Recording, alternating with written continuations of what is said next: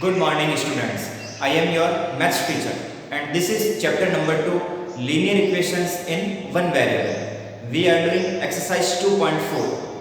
Question number 1 to 5 we had done in our previous videos. Now question number 6. Sixth question के अंदर ये कहा गया है कि एक रेक्टेंगल शेप का प्लॉट है, उस प्लॉट की लेंथ और ब्रेथ का रेशियो दे रखा है 11:4। उस प्लॉट की बाउंड्री की फेंसिंग करवानी है, 1 मीटर फेंसिंग करवाते हैं तो उसकी कॉस्ट आती है ₹100 और उस पूरे रेक्टेंगल शेप के प्लॉट की फेंसिंग करवाते हैं तो टोटल कॉस्ट आती है ₹75,000। ये इंफॉर्मेशन गिवन है। अब आपको क्या चीज़ बतानी है? इस क्वेश्चन के अंदर आपको पूछा गया है कि उस रेक्टेंगल शेप के प्लॉट की लेंथ और ब्रेथ कितनी होगी, मींस लेंथ और ब्रेथ की वैल्यू निकालनी है। तो इस क्वेश्चन के अंदर लेंथ और ब्रेथ का रेशियो दे रखा है 11:4। तो अपन ने सपोज किया लेंथ हो गई 11x और ब्रेथ हो गई 4x। अब 1 मीटर की फेंस करवाने की कॉस्ट कितनी दे रखी है? ₹100 और टोटल कॉस्ट ऑफ फेंसिंग की दे रखी है ₹75,000। अपन जानते हैं टोटल कॉस्ट कैसे निकालते हैं। पैरामीटर को कॉस्ट ऑफ 1 मीटर से मल्टीप्लाई करते हैं तो टोटल कॉस्ट आ जाता है। इट मींस टोटल कॉस्ट निकालने का फॉर्मूला हो गया parameter multiplied by cost of 1 metre और टोटल कॉस्ट की वैल्यू दे रखी है 75,000। पैरामीटर किसका पैरामीटर निकालना है? रेक्टेंगल शेप का प्लॉट और रेक्टेंगल का पैरामीटर अपन जानते हैं 2 multiplied by length plus breadth और कॉस्ट ऑफ 1 मीटर दे रखा है क्वेश्चन में ₹100 इक्वल टू 75,000। इस 100 को जो कि इधर मल्टीप्लाई में है उधर ट्रांसफर करेंगे तो ये जाएगा डिवाइड, 2 टाइम्स 0 से 2 टाइम्स 0 कैंसिल और इधर 2 अपनी जगह पे रहेगा। L मींस लेंथ और लेंथ की वैल्यू अपन ने सपोज की है 11x plus B means breadth और ब्रेथ की वैल्यू अपन ने सपोज की है 4x। तो ये हो जाएगा 11x plus 4x 15x multiplied by 2। तो ये मैंने लिखा है 2 multiplied by 15x equal to इधर वैल्यू बची है 750। 2 into 15x equal to 30x। अपन को x की वैल्यू निकालनी है लेकिन इसके साथ में 30 है जो कि मल्टीप्लाई में है। इस 30 को जब अपन इक्वल टू के राइट हैंड साइड में ट्रांसफर करेंगे तो ये चला जाएगा डिवाइड में। जब अपन 750 को 30 से डिवाइड करेंगे तो x की वैल्यू आ जाएगी 25। x की वैल्यू आ चुकी है। अब अपन लेंथ और ब्रेथ की वैल्यू निकालेंगे। लेंथ कितनी सपोज की थी? 11x means 11 multiplied by x और x की वैल्यू है 25। तो जब 11 को 25 से मल्टीप्लाई करेंगे तो वैल्यू आएगी 275 मीटर। इसी टाइप से ब्रेथ की निकालेंगे। ब्रेथ की वैल्यू अपन ने सपोज की थी 4x यानी 4 मल्टीप्लाइड बाय x और x की वैल्यू है 25। तो 4 multiplied by 25 equal to 100 metre. तो इस तरीके से लेंथ और ब्रेथ की वैल्यू आ चुकी है। ये था क्वेश्चन नंबर 6 का solution. Now I am stepping aside, take a screenshot and write down in your notebook.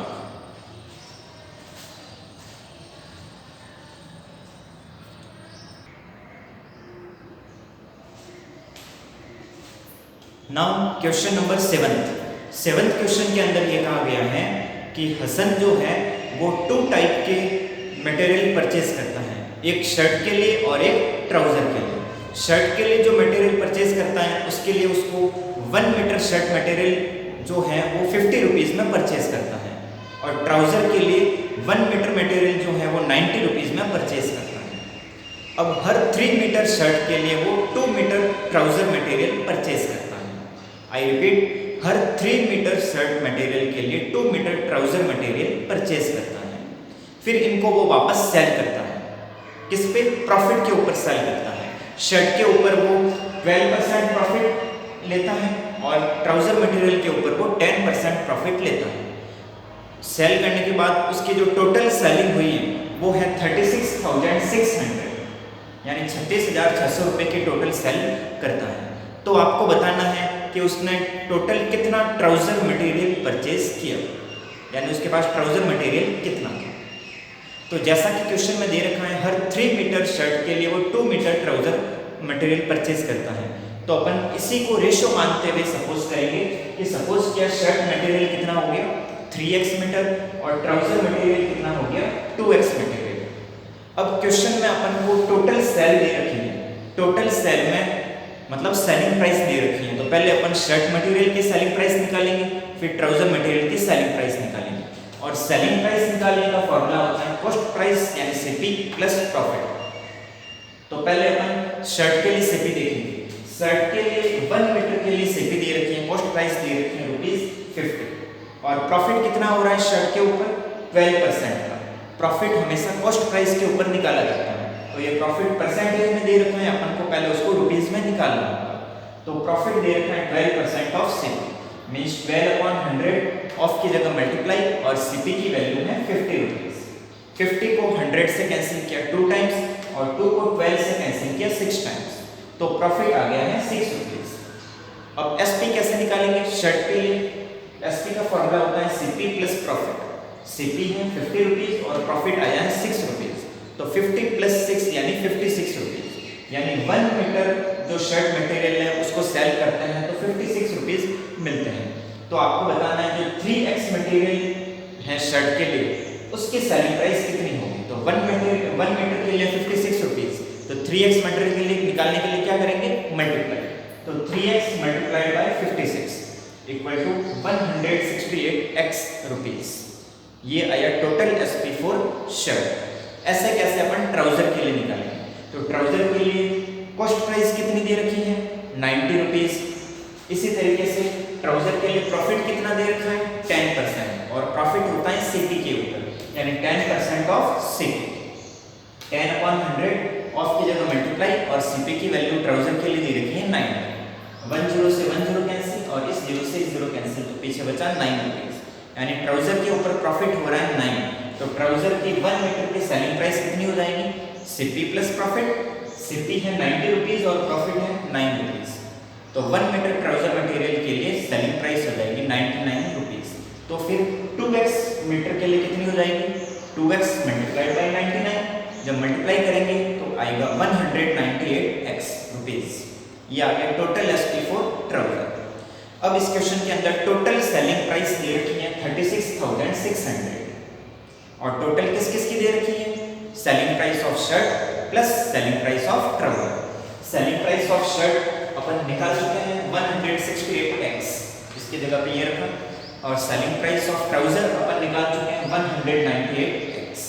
जब दोनों को ऐड करेंगे तो 366x इक्वल टू 36,600।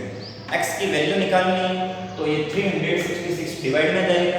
जब इन दोनों वैल्यूज को डिवाइड करेंगे तो x की वैल्यू आ जाएगी 100। अब अपन को क्या चीज पूछी गई थी कि टोटल ट्राउजर मटेरियल कितना था। तो ट्राउजर मटेरियल अपन ने सपोज किया था 2x मीटर यानी 2 मल्टीप्लाइड बाय x और x की वैल्यू आई है 100 यानी 2 × 100 ये हो गया 200 मीटर। यानी टोटल ट्राउजर मटेरियल जो था वो 200 metre 200 metre trouser material purchase किया गया था। ये था क्वेश्चन नंबर 7 का solution. Now I am stepping aside, take a screenshot and write down in your notebook.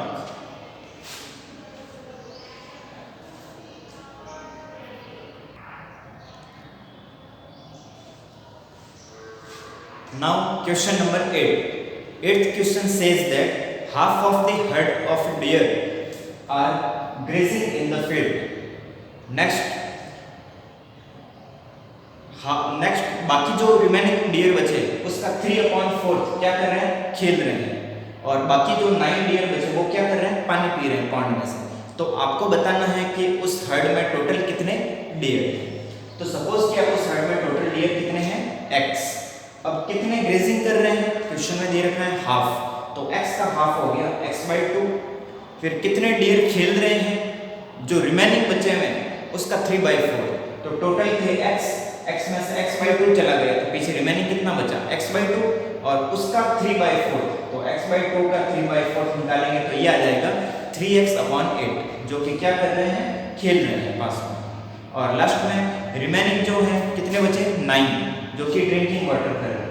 तो ड्रिंकिंग वाटर वाले डियर कितने हो गए 9। अब जब इन तीनों को मिला दें यानी जो ग्रेज कर रहे हैं जो खेल रहे हैं और जो पानी पी रहे हैं इन तीनों को मिला दें तो टोटल नंबर ऑफ डियर आना चाहिए। तो मैंने क्या किया इन तीनों को ऐड कर दिया x/2 3x/8 और 9 इन तीनों को ऐड कर दिया तो टोटल नंबर ऑफ डियर मतलब x आना चाहिए। अब क्या करेंगे, वेरिएबल वाली टर्म्स एक तरफ और कांस्टेंट वाली टर्म्स दूसरी तरफ। तो x को इधर लेके आए तो ये माइनस में x हो गया, डिवाइड में 1 लगा सकते हैं, और इस 9 जो कि कांस्टेंट है इसको RHS में लेकर आए तो ये माइनस का है। अब ये तीनों टर्म x के फॉर्म में है, इन तीनों का एलसीएम लेके सॉल्व करेंगे। 2, 8 और 1 का एलसीएम आएगा 8। 2 को 8 से डिवाइड किया 4, 4 को न्यूमरेटर यानी x से मल्टीप्लाई किया तो 4x, प्लस 8 को 8 से डिवाइड किया 1, 1 को 3x से मल्टीप्लाई किया तो 3x, माइनस 1 को 8 में डिवाइड किया तो 8 और 8 को x से मल्टीप्लाई किया तो 8x इक्वल टू -9। अब पहले इस 8 को उधर भेजेंगे RHS में, जो कि अभी डिवाइड में है, उधर जाते ही मल्टीप्लाई, और इधर हो गया 4x plus 3x 7x minus 8x, तो ये लिखा 7x माइनस 8x। जब 7x में से 8x को माइनस करेंगे तो आएगा माइनस का x, और इधर है माइनस का 70, माइनस से माइनस कैंसिल तो x की वैल्यू आ गई 70। इट मींस उस पूरे ग्रुप में, उस पूरे हर्ड में टोटल नंबर ऑफ डियर कितने थे, 70। ये था क्वेश्चन नंबर 8 का solution. Now question number 9 is your homework. अब है क्वेश्चन नंबर 10। 10th क्वेश्चन के अंदर ये कहा गया है कि अमन की एज जो है वो उसके सन की एज का 3 टाइम्स है। तो सपोज क्या, सन की एज हो गई x और अमन की एज हो गई 3x। आगे क्वेश्चन ये बोलना है कि 10 साल पहले अमन की एज जो है वो उसकी सन की एज का 5 टाइम्स थी। तो 10 साल पहले अमन की एज निकालते हैं। अमन की अभी एज है 3x, तो 10 साल पहले कितनी थी, 3x माइनस 10। उसके सन की एज अभी है x ईयर्स, तो 10 साल पहले कितनी थी, x माइनस 10 ईयर्स। तो क्वेश्चन ये बोलना है 10 साल पहले अमन की एज मतलब 3x माइनस 2, उसके सन की एज मतलब x माइनस 10 का 5 टाइम्स, यानी इसको 5 से मल्टीप्लाई करना है। तो ये बन गई इक्वेशन। यहाँ से अपन को x की वैल्यू निकालनी है और अमन और उसके सन दोनों की एज निकालनी है। तो इस इक्वेशन को सॉल्व करेंगे। इधर है 3x माइनस 10 और इधर 5 को x से मल्टीप्लाई करेंगे तो 5x माइनस 5 को 10 से मल्टीप्लाई करेंगे तो 50। अब ये 5x इधर प्लस का है, इधर लेके आते हैं ये हो जाएगा माइनस का, और ये 10 इधर माइनस का है, उधर लेके जाते हैं ये बन जाएगा प्लस का। 3x माइनस 5x ये हो जाएगा माइनस का 2x, और माइनस का 50 प्लस 10 ये हो जाएगा माइनस का 40।